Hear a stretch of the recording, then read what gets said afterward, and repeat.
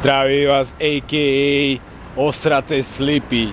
Práve sa nachádzam na Palme Mallorke, kde sú tu strašne normálne kluby, strašne normálne baby, strašne normálne slepice, kebaby a neviem čo všetkého tu je.